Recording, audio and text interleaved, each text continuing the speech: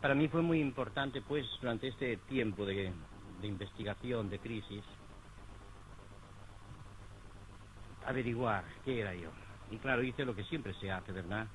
Que si leer, que si consultar, que si la religión, la filosofía, preguntas, inquietudes. Pero la cosa, aunque leía cosas muy bonitas y oía cosas muy hermosas, de hecho eso no aclaraba mi demanda de verdad. Y esto yo lo viví con una fuerza muy grande. Una fuerza tan grande que para mí no había otra cosa día y noche. Cansado de teorías, de puntos de vista, de opiniones, de creencias, un día hice la resolución de dejar de lado absolutamente todo lo que me habían dicho y contado y leído, y que yo me dedicaría a investigar por mí mismo y que solo aceptaría aquello que yo pudiera vivir y experimentar directamente.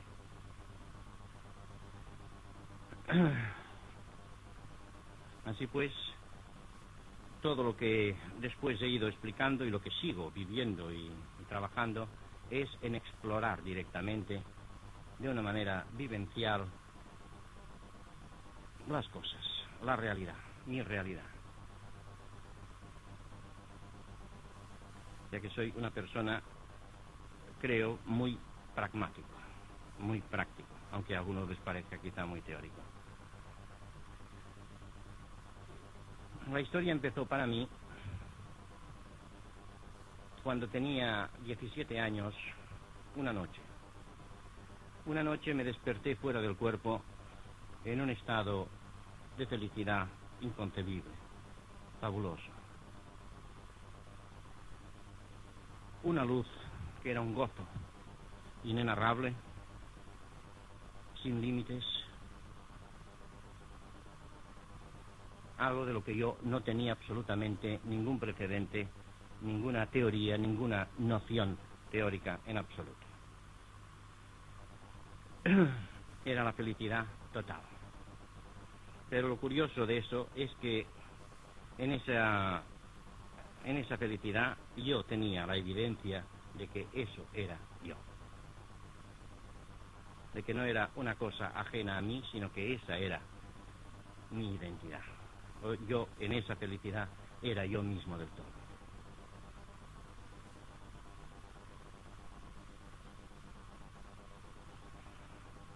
Eso no fue solamente una experiencia, sino que fue un estado que después, al descender, diríamos, a la conciencia personal, no tenía aquel resplandor, aquella fuerza fabulosa, pero que se mantenía ahí todo el rato. Con el tiempo, pues esto ha permanecido siempre, pero como si mi conciencia personal se hubiera ido, diríamos, distanciando un poco de eso, al meterme más en las cosas personales. Esa experiencia me dio, pues, la demostración primera, la experiencia primera de que existe una realidad superior, hecha de felicidad, y que no tiene nada que ver con ninguna teoría. Eso que me vino por las buenas, es evidente que constituyó para mí, pues, algo fundamental, y que luego yo, desde abajo, traté y aprendí a volver a ello. Y ahí está el interés. O sea que hay un modo, como esa realidad superior a nivel de felicidad, podemos tener acceso directo a ella, aunque personalmente nos sintamos metidos dentro de nuestra estructura personal y limitada. Así descubrí lo que realmente es el sentido de una forma de meditación o una forma de oración, la oración contemplativa. Es de interés quizá entender que yo nunca había tenido en la formación mía infantil religiosa ningún fervor especial. Por lo tanto, esto no venía como consecuencia de un proceso, sino que era algo totalmente inesperado y abrupto. Pero lo interesante es que aprendí a ir a ello, a voluntad. Y que, de hecho, todo el mundo puede ir a esto a voluntad. Aprendí que en la medida que yo puedo poner atención, focalizar mi atención hacia una zona determinada que está, la vivo ahí arriba, de cuando estoy dentro de mi conciencia física, y aprendiendo a estar atento a esto y abrirme a esto, entonces se produce una conexión de abajo hacia arriba por el que uno entra de lleno en esa dimensión de felicidad.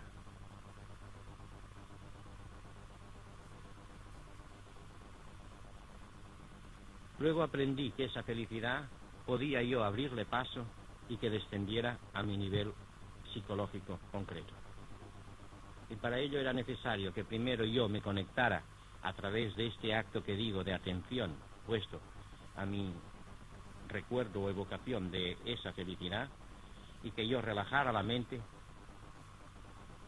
y la afectividad, y entonces esto que estaba arriba descendía en un grado u otro según mi grado de conexión abajo, produciendo en mi nivel ya personal una paz fabulosa.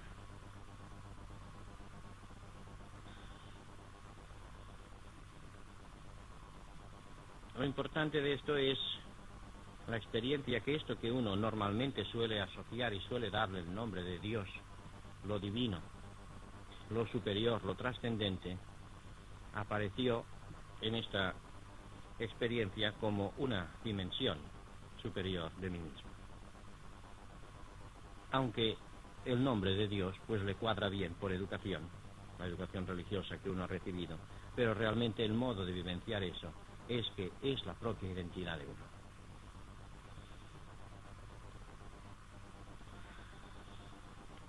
Con esto se aprende pues que esa dimensión superior uno puede ir a ella a voluntad abstrayéndose de la conciencia física, pero que viviendo completamente en la conciencia diaria uno puede abrirse a ello y entonces ello penetra y funciona a través de uno.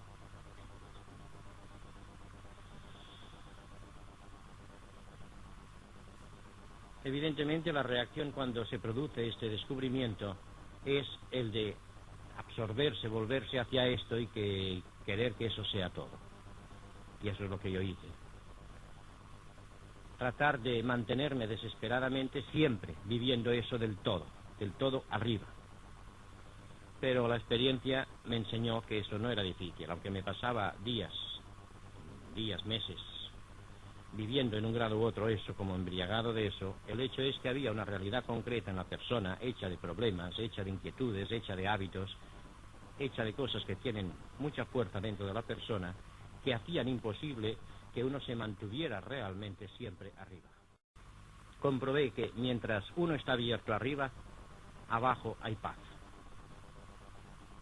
Pero que esa paz, que es extraordinaria, de por sí no soluciona los problemas que uno tiene a nivel psicológico. Desaparecen todos los síntomas, en aquel momento no hay ningún problema. Pero todo lo que está metido dentro de nuestra mente a nivel subconsciente queda totalmente inafectado por esa cosa superior. O sea, uno tiene la ilusión de que eso lo soluciona todo, de que ya está la cosa definitivamente. La experiencia enseña que no es así.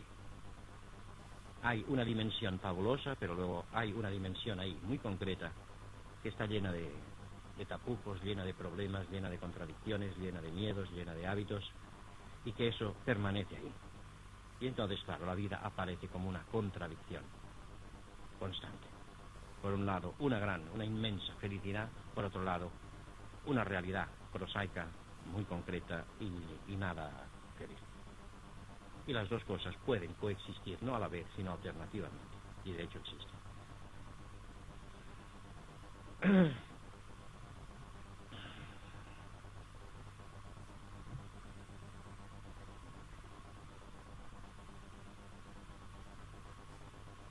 Más adelante, para mí fue un problema que curiosamente este modo de vivir no me solucionó, el entender el porqué y el cómo de las cosas. O sea, que había una felicidad y que yo era fundamentalmente esa felicidad, para mí era un hecho. Pero las cosas debían tener un sentido. Había en mí una exigencia de verdad, no solamente de felicidad, de plenitud.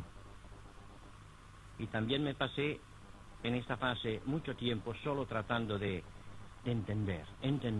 Y para mí la vida se hacía insoportable si yo no entendía. Hasta que un día, esto era vivido en serio, esto era vivido día y noche. Que todo lo que estoy explicando es vivido en serio. Hasta que un día, en un estado límite de mi demanda de ver, de saber, se produjo una experiencia enteramente distinta, por la cual es como si se abriera ahí un espacio enteramente nuevo, y yo estaba ahí arriba, y desde ahí arriba se veía en una visión inmediata y plena, total, la verdad de todo. Ya sé que eso no tiene mucho sentido explicado en el lenguaje corriente, pero así es. Ahí se ve, está la verdad de todo. Y al tener acceso a esa dimensión, desaparecen todos los problemas de entender. Y desde entonces no he vuelto a tener ningún problema de comprensión. O sea, descubrí con eso lo que luego aprendí a poner un nombre, que entonces ni eso no sabía cómo nombrar, que es el nivel superior de la mente. Eso me dio una evidencia plena de la verdad de las cosas. Pero también aquí ocurrió algo análogo a lo que he explicado antes respecto al nivel de felicidad. Para mí, entonces, a medida que vivía luego las cosas concretas, en un momento dado me interesaba ver la verdad de algo, de un concepto, la verdad profunda de una verdad. Y entonces aprendí a ir a ese nivel. Y para ello existe el método de la atención sostenida sobre lo que uno pretende conocer. Cuando uno está suficientemente interesado para conocer algo de veras, se aprende a mantener la atención sostenida sobre aquello que a uno le interesa, no como un campo general, difuso de atención, sino como un foco preciso, agudo, centrado en el fondo mismo de lo que uno está preguntando.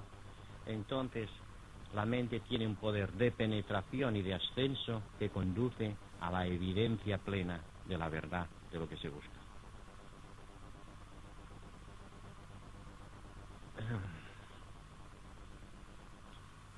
Luego utilicé esto para aclararme en las cosas nuevas que iban surgiendo. Y la mayor parte de cosas que explico y de los libros que se han publicado, en un 70-80% vienen de esa fuente.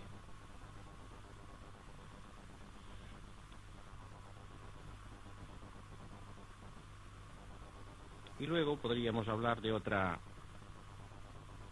experiencia fundamental en la que, en último término, para mí había el problema, a pesar de las experiencias, había el problema de en qué medida yo personalmente, en qué medida la realidad, esa suprema, era una realidad aparte de mí. Tenía constantemente la inquietud del sujeto real y de la realidad trascendente, y aunque esto pueda parecer extraño, existía a pesar de esas experiencias vividas habitualmente, en un grado u otro. Y también esto, en la medida que yo estaba pendiente de ello constantemente, y un día después de las sesiones que yo hacía de silencio y de meditación durante horas, entonces apareció esa conciencia superior que se manifestó de un modo explosivo dentro de mí,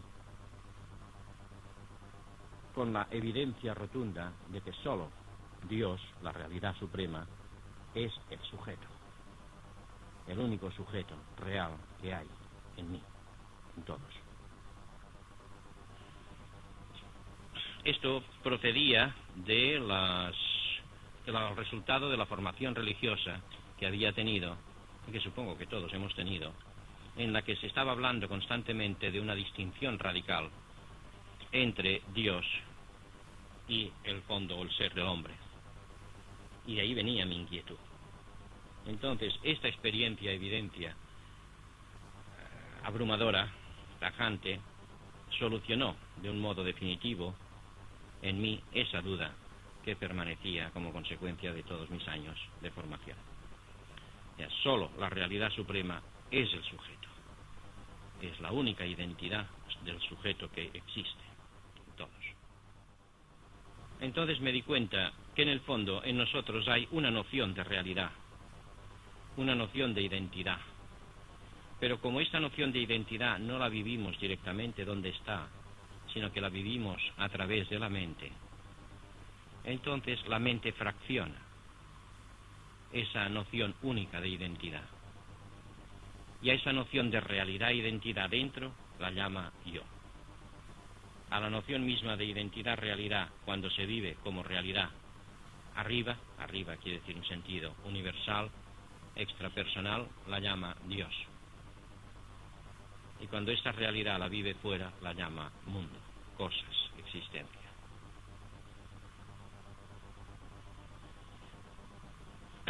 Y también esto es totalmente accesible al trabajo. También se puede ir a esto a través del trabajo.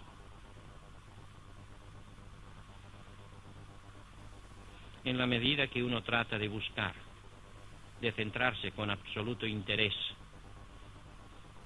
quién es uno, quién es el sujeto, quién soy yo, y que no se pierde en elucubraciones mentales, porque las elucubraciones mentales todas son exteriores al yo, y por lo tanto no pueden dar razón de ese sujeto.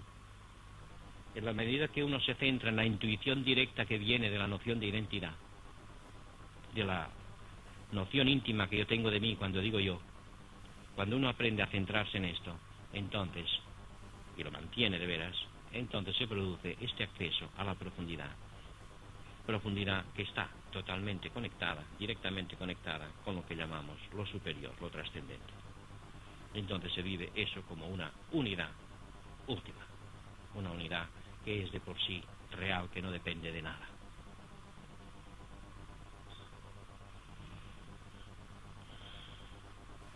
Sí, yo supongo, esto que os estoy explicando, no os lo estoy explicando en ningún sentido personal, porque no es personal. O sea, no son experiencias que tengo yo, sino que las experiencias me tienen a mí. Porque eso que estoy explicando pertenece absolutamente a todos. Y si lo explico es para que se entienda, quizá, que todo eso es algo que está en nosotros, esperando de un modo u otro que vayamos a ello. Quizá muchos habéis tenido ya, en un grado u otro, un reconocimiento, un atisbo o una experiencia grande de eso mismo. Pero como todo lo que puedo explicar parte de lo que es experimentación, me parece que lo más correcto, lo más sincero es hablar directamente de la experiencia y de lo que se ha descubierto, de lo que yo he descubierto y comprobado luego para tener acceso de abajo arriba, diríamos, y de fuera adentro, para ir a eso.